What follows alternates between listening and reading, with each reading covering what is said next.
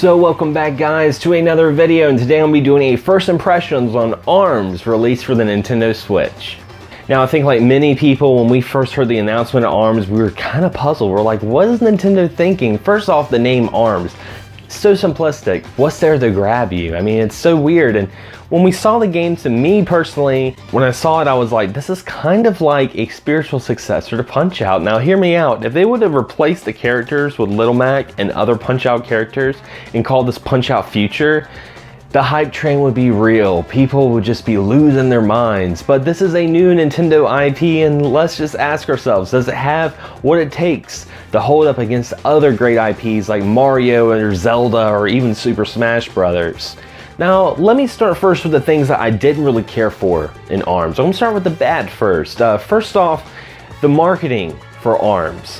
What I mean by this is if you see any sort of advertisement, you see any sort of news articles about it online, they are showing the Joy-Cons and showing a lot of motion control. And I know a lot of people that they saw that and they got completely turned off. They're like, you know what, I didn't like the Wii. I didn't like Punch-Out on the Wii. I don't want to play this, but you can use other controllers. You can use the Joy-Con grip, which essentially turns your Switch into a controller, or my preferred method is the Nintendo Switch Pro controller.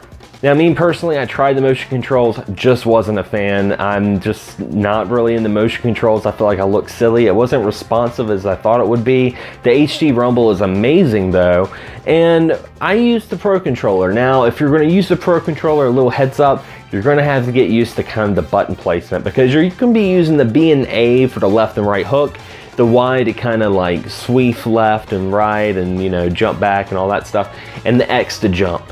So jumping and hitting with your B and A feels kind of weird, but you get used to it, and I have to say with the Pro controller it feels like a dream. Now, one thing that ARMS does really well is pack a good punch with content.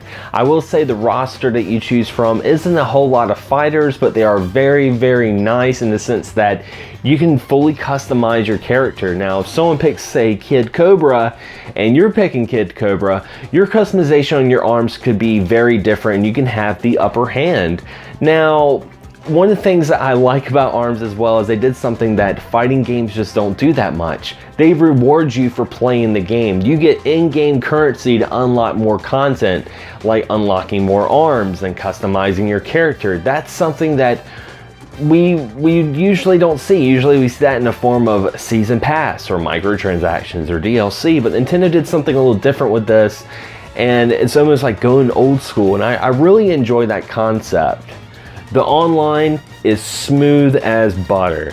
I don't know, maybe it's my internet, maybe I'm just having good luck, but I've played, you know, Mario Kart 8, I've played Street Fighter 2, and now ARMS, and every game I've played that has online features on the Switch has been really good. I haven't really got kicked out of rooms, I haven't really had games drop or a whole lot of lag.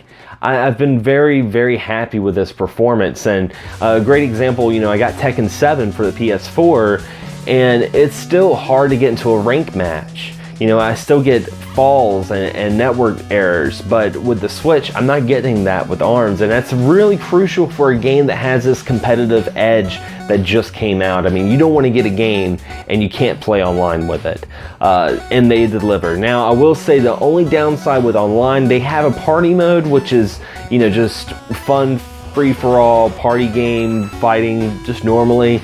Then they have the rank mode where it goes more competitive. Now, the only way to jump into the rank mode is actually play the Grand Prix on the difficulty of 4. And let me tell you, the CPU on ARMS, once you go to that 4 difficulty, is just insane. Man, some of it feels cheap, some of it feels just kind of convoluted in its balance. It's just something else, but it allows you to get good. And once you get to that prestigious level, you're just like, I might as well go online now. It makes you feel kind of good when you beat that game on like such a hard difficulty and then going on the rank. It feels a little bit more legit, but that's something I really wish they would have changed. I wish you could just go into rank from the get-go. You didn't have to earn your place into a rank, but maybe that adds a little bit more of a competitive edge. Overall, I have to say I really enjoy ARMS. I'm really digging its style. I like the fighting. I like the fact that, you know, you can have 4-player combat, you can have 3-player combat. I remember I was playing online with 3 players, and I was kind of like just in the corner watching these 2 people fight, just stretching my arms, and like hitting them one by one. It's like bop, bop, bop, bop, bop, bop. And then, you know, they would both turn at me and I'd do like a killer combo. You know, stuff like that is what I love about fighting games. I'm like, man, this is so much fun.